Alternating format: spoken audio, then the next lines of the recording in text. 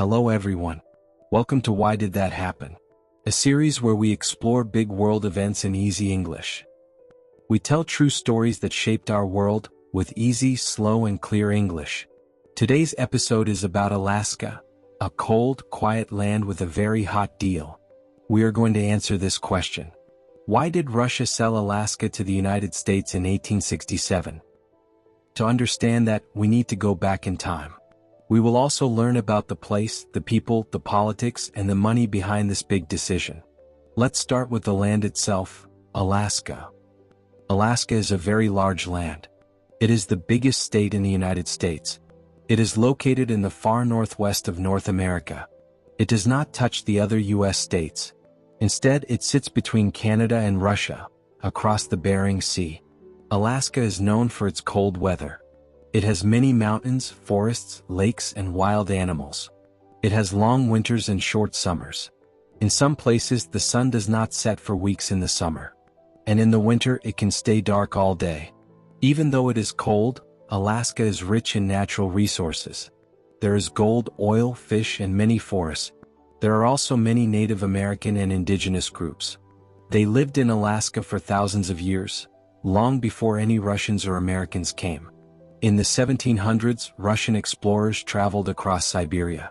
They reached the eastern coast of Russia, and then crossed the Bering Strait. They found Alaska full of animals, fish, and furs. At that time, fur was very valuable in Europe. So Russian traders and hunters came to Alaska.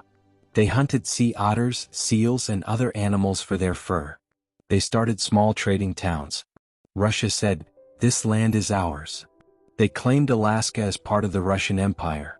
In 1799, the Russian-American Company was created. It was like a business and government together. They controlled trade and settlements in Alaska. But life in Alaska was hard for the Russians. It was far away from Moscow and St. Petersburg. It was cold, wild, and dangerous. There were not many Russian people living there. By the 1800s, Russia had many problems. First, the fur trade was getting weaker. There were fewer animals to hunt. The price of fur was going down.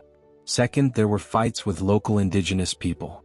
The Russian government did not know how to control the area well. Third, Alaska was far away. It was hard to send supplies, soldiers, or settlers. And then came a big problem: war. Russia fought the Crimean War from 1853 to 1856. They lost badly.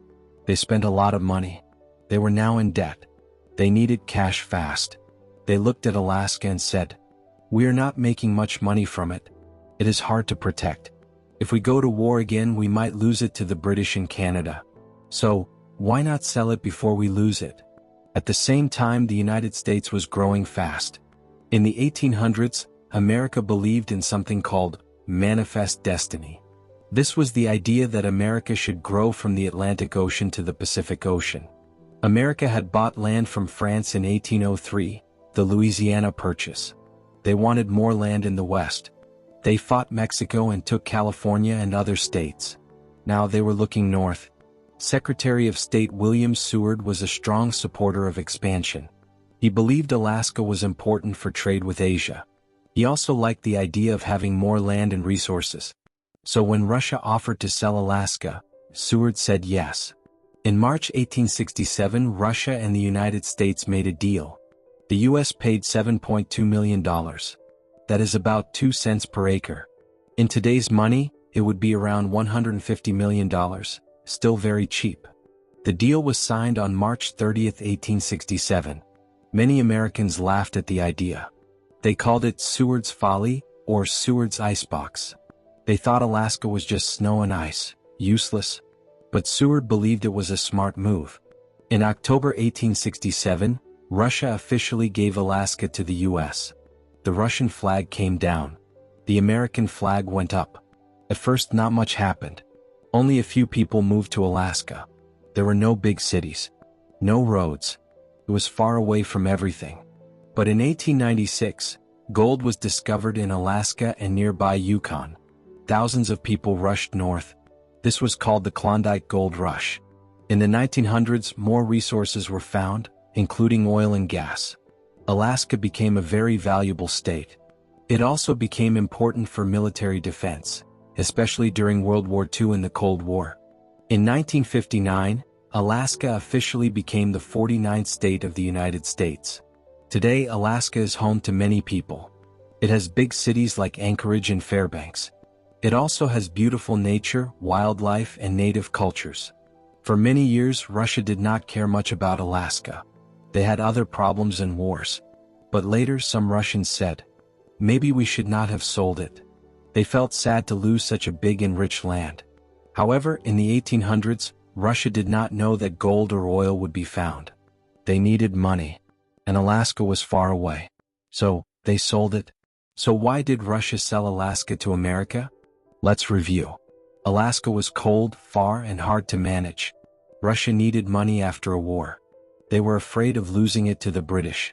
The US wanted to grow, and Alaska gave them more land and trade power. The deal cost $7.2 million. People laughed at first, but later, gold and oil made it very valuable. Today, Alaska is a big part of the United States. And this small deal became one of the biggest land deals in history. Thank you for listening to Why Did That Happen? If you want more stories in easy English, please subscribe and stay with us.